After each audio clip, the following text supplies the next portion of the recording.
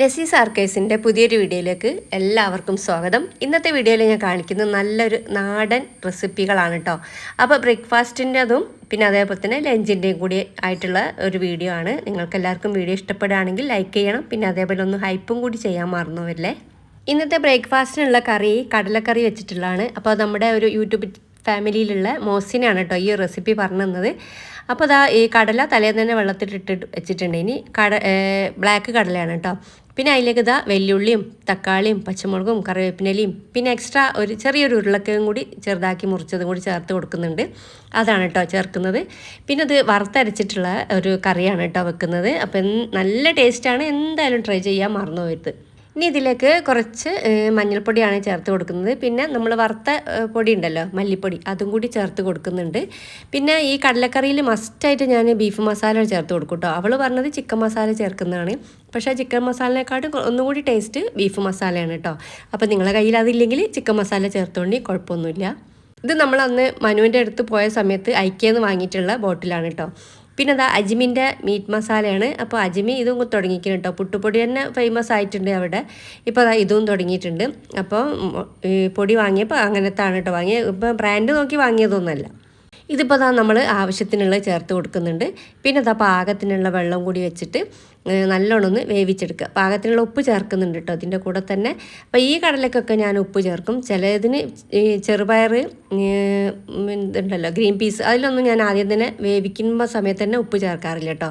അത് പെട്ടെന്ന് വെന്ത് വരില്ല, അതുകൊണ്ടാണ്. അപ്പോൾ അതാ ഇത് ഇൻഡസ് വാലിൻ്റെ മൂടിയും വേറെ എന്താണ് ഗ്രീൻ ഷെഫിൻ്റെ അടിയിൽ ഇതുമാണ് കേട്ടോ കുക്കർ. രണ്ടും കൂടിയാണ് പാകമാണ് അതിന്. പിന്നെ അതാ നമ്മുടെ പുട്ടുപൊടി ഉണ്ടല്ലോ, ആ ഒരു പുട്ടുപൊടി എടുത്തിട്ട് നനയ്ക്കാൻ വേണ്ടി വെച്ച് കൊടുക്കുകയാണ്. പിന്നെ അതാ ഈ ഒരു പുട്ടുപൊടിയും പത്തിരിപ്പൊടിയൊക്കെ എടുക്കുന്ന ആ ഒരു കോരി ഉണ്ടല്ലോ, അത് പ്ലാസ്റ്റിക്കിൻ്റെ കുറേ ആയിട്ട് വാങ്ങിയാട്ടോ നല്ല യൂസാണ് കേട്ടോ.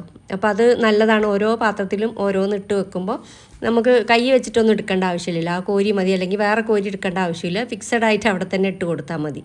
പിന്നെ മെഞ്ഞാന്ന് പുട്ടായിന് കേട്ടോ ഇവിടെ. അപ്പോൾ അതിൻ്റെ ബാക്കി ഒരു പുട്ട് ചുട്ടതിൻ്റെ ബാക്കി കുറച്ച് പൊടി ഉണ്ടായിനി. അത് ഞാൻ വേഗം എടുത്ത് ഫ്രിഡ്ജിലേക്ക് ബാക്കി വെച്ചിട്ടുണ്ടായിനി.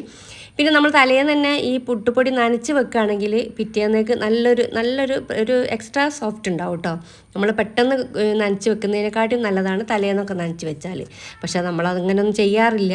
രാവിലെ തന്നെ പുട്ട് ചുടുമ്പോൾ തന്നെ ഇത് വലിയ ബുദ്ധിമുട്ടുള്ള കാര്യമൊന്നുമല്ലല്ലോ. അപ്പോൾ ഞാൻ പറഞ്ഞതേ ഉള്ളൂ.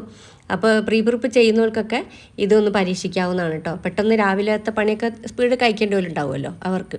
പിന്നെ ഇതാ കടലക്കറി അടുപ്പത്ത് വെച്ചുകൊണ്ട് നിൽക്കുമ്പോൾ ഒരു 5-8 വിസിലെങ്കിലും ഞാൻ വരുത്തിയിട്ടുണ്ട് കേട്ടോ. കടല നല്ലോണം ഒന്ന് വെന്തോട്ടെ വിചാരിച്ചിട്ട്, ഒന്ന് ടേസ്റ്റ് കൂടിക്കോട്ടെ വെച്ചിട്ട്. കാരണം വെച്ചാൽ ആ ഒരു കറുത്ത കടലൊക്കെ ഒരു പ്രത്യേക ഒരു ടേസ്റ്റ് ഒന്നും ഉണ്ടാവില്ലല്ലോ. അതിനൊന്നും ഒന്ന് അലിഞ്ഞ് ചേരാനൊന്നും ഇല്ലല്ലോ. അപ്പോൾ കഴിക്കുമ്പോൾ അതിൻ്റെ ഒരു ടേസ്റ്റ് ഉണ്ടാവുന്നേ ഉള്ളൂ. അപ്പോൾ അതിൻ്റെ കറിക്ക് ആ ഒരു ഗ്രേവിക്ക് എന്തെങ്കിലും ഒരു ടേസ്റ്റിന് എക്സ്ട്രാ നമ്മളൊക്കെ ഒന്ന് ചേർത്താൽ ടേസ്റ്റ് ആവുന്നേ ഉള്ളൂ കേട്ടോ. അതിനാണ് ഈ ഒരു ബീഫ് മസാലപ്പൊടിയൊക്കെ ചേർക്കുന്നത്. പിന്നെ അതാ തേങ്ങ ചീനച്ചട്ടി അടുപ്പത്ത് വെച്ച് ചൂടായതിലേക്ക് വെളിച്ചെണ്ണ ഒഴിച്ച് കൊടുത്തിട്ട് കുറച്ച് കറിവേപ്പിൻ്റെയും തേങ്ങേൻ്റെ കൂടെ തന്നെ ചുവന്നുള്ളിയും കൂടി ചേർത്ത് കൊടുക്കുന്നുണ്ട്. വലിയ ചുവന്നുള്ളി ആയതുകൊണ്ട് ഞാൻ മുറിച്ചിട്ടാണ് കേട്ടോ ചേർത്ത് കൊടുത്തത്. അങ്ങനെ അത് നല്ലോണം ഒന്ന് വറുത്തെടുക്കുക. ഞാൻ വേറെ വെളുത്തുള്ളി അങ്ങനത്തെ ഒന്നും ചേർത്തിട്ടില്ല കേട്ടോ. കടലൻ്റെ വേവൊക്കെ കഴിഞ്ഞതിന് ശേഷം നമ്മളിതാ പുട്ട് ചുടാൻ തുടങ്ങിയിട്ടുണ്ട്. അത് ഈ ഒരു ടൈപ്പിലാണ് നല്ല രീതിയിൽ തന്നെ നമ്മൾ സാമ്പാറിനൊക്കെ വറക്കൂലേ അതേപോലെ തന്നെയാണ് കേട്ടോ. നല്ലോണം മൊരിഞ്ഞ് വന്നിട്ടുണ്ട്. ഓവർ മൊരിക്കാൻ വെച്ചാൽ സാധാരണ എനിക്ക് കരിഞ്ഞു പോലാണ്. അതുകൊണ്ട് ഞാൻ ഇത്രയും ഓവർ ഇതാക്കലില്ല കേട്ടോ, മൊരിക്കലില്ല. പുട്ട് കണ്ടില്ലേ, അതാണ് കേട്ടോ നമ്മളെ പുട്ടുപൊടി തന്നെയാണ് കേട്ടോ. വേറെ ബ്രാൻഡൊന്നുമില്ല, നമ്മളെ ബ്രാൻഡ് തന്നെയാണത്.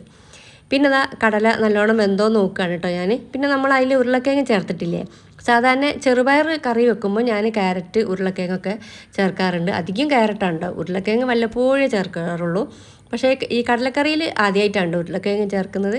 പിന്നെ ആ ഉരുളക്കിഴങ്ങൊക്കെ വെന്തതൊന്ന് ഉടച്ചു കൊടുക്കുക. അപ്പോൾ ആ കടലക്കറിക്ക് നല്ലൊരു മുഴുപ്പുണ്ടാവും. അപ്പോൾ ആ ഉടച്ചതിന് ശേഷമാണ് പിന്നെ നമ്മൾ തേങ്ങ അരച്ചതും കൂടി ചേർത്ത് കൊടുക്കുകയാണ്. എന്നിട്ട് ഇതാ കുറച്ച് പാകത്തിനുള്ള വെള്ളം കൂടി വെച്ചിട്ട് ഓവർ കുറുകണ്ട കേട്ടോ. ഇത് പിറ്റേന്നേക്കും ഒരു കുഴപ്പമില്ല കേട്ടോ, നല്ല ടേസ്റ്റ് ഉണ്ടായിരുന്നു കേട്ടോ കറി. ഇവിടെ എല്ലാവർക്കും ഇഷ്ടപ്പെട്ടിട്ടുണ്ട്. അപ്പോൾ ഇനി കടലക്കറി ഇങ്ങനെ വെച്ചാൽ മതി എന്ന് പറഞ്ഞിട്ടുണ്ട്. ഇൻഷാ അല്ലാഹ് മസാല ഇട്ട് വെക്കുമ്പോൾ അങ്ങനെ തോന്നുമ്പോൾ അങ്ങനെ വെക്കാം, തേങ്ങ വറുത്തരിക്കാൻ തോന്നുമ്പോൾ ഇങ്ങനെയും വെക്കാം. പിന്നെ അതാ കടലയിൽ വറ്റൽമുളകും കറിവേപ്പിനയും കടുകും ഒക്കെ ഇട്ട് വെളിച്ചെണ്ണയിൽ വറവിട്ടിട്ടുണ്ട്. അപ്പോൾ ഇനി ഞാൻ ബ്രേക്ക്ഫാസ്റ്റ് കഴിക്കട്ടെ കേട്ടോ. അപ്പോൾ തലേന്നത്തെ കുഞ്ഞനയില പൊരിച്ചതും കൂടി ഉണ്ടേനി. അപ്പോൾ ഇവിടെ ഇക്കാക്കൊക്കെ പുട്ടിൻ്റെ കൂടെ മത്തി പൊരിച്ചത് ഭയങ്കര ഇഷ്ടമാണ് കേട്ടോ. അപ്പോൾ തലേന്നുണ്ടെങ്കിലൊക്കെ എടുക്കാറുണ്ട്. അപ്പോൾ വാവൻ്റെ കൂടെ ഇരുന്നിട്ടാണ് ഞാൻ ചായ കുടിക്കുന്നത്. ഇക്കാക്കൊന്ന് അതിരാവിലെ പോയിട്ടുണ്ട്. പിന്നെ മോള് കുറച്ചൊക്കെ കഴിഞ്ഞിട്ടേ ഉള്ളൂ കുടിക്കുകയുള്ളൂ. പിന്നെ അതേപോലെ തലേന്ന് രാത്രി ഇതാ ഈ വാഴക്കത്തോടില്ലേ അത് കൊണ്ടുവന്നിട്ടുണ്ട് കേട്ടോ. അപ്പോൾ ഞാനിത് അരിയുന്നത് കണ്ടപ്പോൾ ബേബി വന്ന് ചോദിക്കുന്ന ഒരു രംഗമാണ് കേട്ടോ ഇപ്പോൾ നിങ്ങൾ കാണാൻ പോകുന്നത്. അവൻ ഇതെന്താണ് ഇപ്പോൾ ഈ പഴത്തിൻ്റെ തൊലിയൊക്കെ എടുത്തിട്ട് ഉപ്പേരി വെക്കുന്നതെന്നാണ് ചോദിക്കുന്നത്. നല്ല കാൽസ്യം കൂടുതൽ അടങ്ങിയിട്ടുള്ളതാണ് കേട്ടോ ഈ വാഴക്കത്തോട്. അതിൻ്റെ തൊലിയൊക്കെ ഒന്ന് ചെറുതാക്കിയിട്ടൊന്ന് ഒഴിവാക്കിയതിൻ്റെ ശേഷമാണ് ബാക്കിയുള്ളത് നല്ലോണം ഒന്ന് കഴുകി പിന്നെ ഇങ്ങനെ ചെറുതാക്കി അരിഞ്ഞ് തന്നെ എടുക്കണം. വളരെ ചെറുതാക്കി അരിയുമ്പോൾ കേട്ടോ ടേസ്റ്റ് ഉണ്ടാവുക. ഇത് ചെറുപയറും മുതിരയും അങ്ങനത്തെ ഒക്കെ ഇട്ടിട്ട് വേവിച്ചിട്ട് വെക്കട്ടോ. പക്ഷേ ഞാനിങ്ങനെ പ്ലെയിൻ ആയിട്ട് തന്നെയാണ് ഉപ്പേരി വെക്കുന്നത്.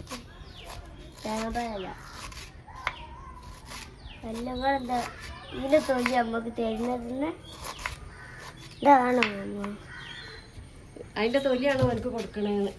സാധാരണ ഇങ്ങനത്തെ ഉപ്പേരി വെക്കാത്തതുകൊണ്ടാണ് ആണെന്ന് തോന്നുന്നുണ്ട്. പക്ഷെ പൊടി പാറിപ്പോയിട്ടോ. കുറേ എണ്ണം ഉണ്ട്. ഇനി അത് ഫുള്ളും ഞാൻ അരിഞ്ഞ് ഉപ്പേരി വെച്ചിട്ടുണ്ട്. ഇനിയിപ്പോൾ ബാക്കി നമ്മൾ 1 or 2 അവിടെ വെച്ചാൽ പിന്നെ പിറ്റേന്ന് എടുക്കുകയില്ല. അപ്പോഴേക്കും ഇതാ വാവ, ഇത് ഞായറാഴ്ച എടുത്ത വീഡിയോ ആണ് കേട്ടോ.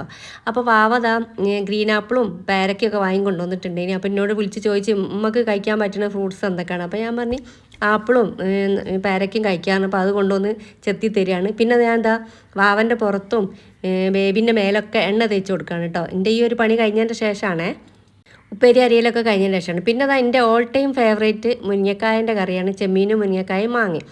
അപ്പോൾ തക്കാളി, ഉള്ളി, പച്ചമുളക്, വെളുത്തുള്ളി, ഇഞ്ചി, പച്ചമുളക് പറഞ്ഞ മാതിരി എല്ലാം ഇട്ട് കൊടുത്തിട്ടുണ്ട്. പിന്നെ അതിലേക്ക് മുരിങ്ങക്കായാണ് ഇട്ട് കൊടുക്കുന്നത്. നല്ല നാടൻ മുരിങ്ങക്കായ പോലെ തോന്നിയിട്ടോ കണ്ടിട്ട്. അത് കുറച്ചധികം തന്നെ ഉണ്ട് ഇനി. അപ്പോൾ നമ്മളെല്ലാവരും ഉണ്ടല്ലോ, കുറേ ആളുണ്ടല്ലോ. അപ്പോൾ അതിലേക്ക് പാകത്തിന് ഉപ്പും ചേർത്ത്. പിന്നെ ഈ ഒരു മാങ്ങ 2 വർഷം മുമ്പ് ഞാൻ ഉണക്കിയിട്ട് കുപ്പിയിലെടുത്ത് വെച്ചതാണ്. ഈ പ്രാവശ്യത്തല്ല, അതിന് മുന്നത്തെ പ്രാവശ്യത്താണ്.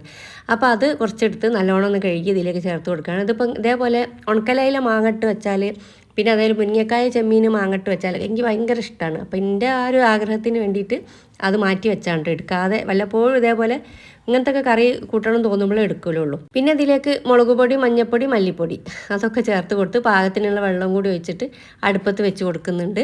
പിന്നെ അതാ കല്ലുപ്പെണ്ണയാണ് കേട്ടോ ചേർത്ത് കൊടുക്കുന്നത്. പിന്നെ നമ്മളെപ്പോഴും മറ്റുള്ളവരുടെ ഇഷ്ടത്തിനല്ലേ എപ്പോഴും കറിയും ചോറും പലഹാരങ്ങളൊക്കെ ഉണ്ടാക്കൽ. അപ്പോൾ അതേപോലെ തന്നെ നമ്മളെ ഇഷ്ടത്തിന് വേണ്ടിയിട്ടും നമ്മൾ കറി വെക്കുക. പക്ഷെ എല്ലാവർക്കും ഇഷ്ടം ഉണ്ടാവും കേട്ടോ. ഇത് നമുക്ക് മാത്രം ഇഷ്ടം മറ്റുള്ളവർ കൂട്ടാതൊക്കെ എന്നല്ല, നമ്മളിഷ്ടത്തിനും കൂടി കറി വെക്കുമ്പോൾ അവർക്കും ഇഷ്ടമാണെങ്കിൽ നമുക്കത് കണ്ടിന്യൂ ചെയ്യാം. അപ്പോൾ അവർക്ക് ഇഷ്ടപ്പെടുന്നില്ല ചോദിച്ചിട്ട് നമ്മളെ ഇഷ്ടത്തെ ഒഴിവാക്കുകയും വേണ്ട. വല്ലപ്പോഴൊക്കെ ഇങ്ങനെ ചെയ്യുകയും ചെയ്യട്ടോ. പക്ഷെ ഇവിടെ അതെല്ലാവർക്കും ഇഷ്ടമാണ്. പിന്നെ ഒരു ദിവസം ടൈൽസിൻ്റെ പണിക്കാരന് ഞാൻ ഇതേപോലെ ഈ കറി വെച്ച് ചോറ് കൊടുത്തപ്പോൾ ഭയങ്കര ഇഷ്ടമായിട്ടോ കറി. അപ്പം ഇങ്ങനെ പിന്നെ വീട്ടിൽ പോയതിന് ശേഷം റെസിപ്പി ചോദിച്ചിട്ടുണ്ട് കേട്ടോ, അതെങ്ങനെ ഞങ്ങൾ ഉണ്ടാക്കിയാൽ നല്ല ടേസ്റ്റാണ് എന്ന് പറഞ്ഞിട്ട്. അപ്പോൾ അതുകൊണ്ട് തന്നെ അത് സക്സസ് ആണ്. ഈ ഒരു കറി എല്ലാവർക്കും ഇഷ്ടമാണ്. അപ്പോൾ നിങ്ങൾ ഇതുവരെ ഉണ്ടാക്കിയില്ലെങ്കിൽ ഒന്ന് ഉണ്ടാക്കി നോക്കണ്ട കേട്ടോ. പക്ഷെ ഞാൻ ഇതിൻ്റെ മുന്നൊക്കെ ഇത് ഷെയർ ചെയ്തിക്കണ്. എന്നാലും എനിക്കിത് ഭയങ്കര ഇഷ്ടമായതുകൊണ്ടാണ് കേട്ടോ ഇതിൽ ഉൾപ്പെടുത്തിയിട്ടുള്ളത്. പിന്നെ ആ മുരിങ്ങക്കായ ആദ്യമായിട്ട് വേവിച്ചാണ് കേട്ടോ. ചെമ്മീന് തീരെ വേവില്ല. അതുകൊണ്ട് മുരിങ്ങക്കായൊക്കെ ഏകദേശം വെന്ത് വന്നതിന് ശേഷം ചെമ്മീൻ ഇട്ട് കൊടുത്താൽ മതി. പിന്നെ നമ്മൾ തേങ്ങ അരച്ചിട്ടുണ്ടല്ലോ, ആ തേങ്ങയിലേക്ക് കുറച്ച് പെരിഞ്ചീരവും ചേർത്തിട്ടുണ്ട്. അതേപോലെ തന്നെ ചുവന്നുള്ളിയും ചേർത്തിട്ടുണ്ട്. ഇനി പൊടി വേണമെങ്കിൽ ആ മല്ലിപ്പൊടീൻ്റെ മുളക് പൊടീൻ്റെ കൂടെ ചേർത്ത് കൊടുക്കാം കേട്ടോ. ഞാൻ ഇവിടെ ഈ തേങ്ങ അരയ്ക്കുമ്പോൾ അതിൻ്റെ കൂട്ടത്തിലിട്ടിട്ടാണ് അരച്ചത്. പിന്നെ അതൊക്കെ വെന്തതിന് ശേഷം തേങ്ങ അരച്ച കറിയിൽ ശരിക്ക് വറവിടണമെന്ന് ആവശ്യമില്ല. പക്ഷെ ഇവിടെ ഇന്നിപ്പോൾ ഞായറാഴ്ചയാണ്, ഇന്ന് സ്പെഷ്യലായിട്ട് വേറെ ഒന്നുമില്ല. അപ്പോൾ അതവിടെ പിയാപ്പിളിയും കാക്കയും എല്ലാവരും ഉണ്ട്. അപ്പോൾ അങ്ങനെയൊക്കെ വരുമ്പോഴാണ് ഞാനിത് വറവിടുക. ഞാനും കാക്കി മാത്രമാണ്. നമുക്ക് വലിയ ഇതൊന്നുമില്ല, ടേസ്റ്റൊന്നും അങ്ങനെ പ്രത്യേകിച്ചൊരു തോന്നാത്തൊരു സമയം ഉണ്ടെങ്കിൽ മാത്രമേ ഉള്ളൂ ഞാൻ തേങ്ങ അരച്ചത് വറവിടുക കേട്ടോ. പച്ചക്കറി എന്നാലും വറവിട് മീൻ കറീൻ്റെ കാര്യമാണ് പറഞ്ഞത്. പിന്നെ ആ കൂട്ടത്തിൽ പപ്പടം കാച്ചുന്നുണ്ട്. ഇവിടെ അതൊരു നിർബന്ധമുള്ള കാര്യമല്ല, വല്ലപ്പോഴേ വാങ്ങുള്ളൂ. പിന്നെ വാവ കടയിൽ പോയപ്പോൾ തൈര് വാങ്ങാൻ പറഞ്ഞ് അതിൻ്റെ കൂട്ടത്തിൽ പപ്പടം കൂടി പറഞ്ഞു, അത്രയേ ഉള്ളൂ. അല്ലാതെ പപ്പടത്തിൻ്റെ ഫാനൊന്നും ഇവിടെ ആരുമില്ല കേട്ടോ. പക്ഷെ പൊരിച്ചാൽ അങ്ങനെ എല്ലാവരും കഴിക്കും. പിന്നെ അതൊന്നും അത്ര വലിയ ഹെൽത്തിന് നല്ലതൊന്നും അല്ലാത്തതുകൊണ്ട് വലിയൊരു ഇമ്പോർട്ടൻ്റ് അതിന് കൊടുക്കലില്ല. പിന്നെ ചീനച്ചട്ടി അടുപ്പത്ത് വെച്ചിട്ട് വെളിച്ചെണ്ണ ഒഴിച്ച് കൊടുത്ത് അതിലേക്ക് വറ്റൽമുളകും കറിവേപ്പിൻ്റെലയും കടുകൊക്കെ ഇട്ട് പൊട്ടിച്ചതിന് ശേഷം നമ്മുടെ വാഴക്കൻ്റെ തോടുണ്ടല്ലോ അത് ചെറുതാക്കി അരിഞ്ഞത് ചേർത്ത് കൊടുത്ത് കുറച്ച് ഉപ്പും കൂടി ചേർത്ത് കുറച്ച് വെള്ളം തളിച്ച് കൊടുക്കുന്നുണ്ട് കേട്ടോ. കുറച്ച് വെള്ളം തളിച്ച് കൊടുത്തതിന് ശേഷം നല്ലോണം ഒന്ന് ഇളക്കിയിട്ട് മൂടി വെച്ച് വേവിച്ചെടുക്കുകയാണ്. ഇടയ്ക്കിടയ്ക്ക് ഒന്ന് തുറന്ന് നോക്കിയിട്ട് വെന്തോ നോക്കണം, അത്രയേ ഉള്ളൂ പണി. പിന്നെ പക്ഷേ ഇതിൽ ചെറുപയറിൻ്റെ കൂടെ ഇട്ടാൽ അടിപൊളിയാണ് കേട്ടോ. ചെറുപയർ, മുതിര അങ്ങനത്തെ എന്തിലിട്ടാലും ടേസ്റ്റാണ്. പിന്നെ കുക്കിംഗ് ഒക്കെ കഴിഞ്ഞ് കുറച്ച് പാത്രങ്ങളൊക്കെ ഉണ്ട്. ഇനി ചായ കുടിച്ച് പിന്നെ ആൾക്കാർ വന്ന് ചായ കുടിക്കും. മൊത്തത്തിലൊരു കുടിയല്ലാതെ പിന്നെയും ഓരോരുത്തരുണ്ടാവുമല്ലോ. ഇവിടെ ആളുകൾ ഉള്ളതുകൊണ്ട് ഓരോ ടൈമിലാണ് ചായ കുടി.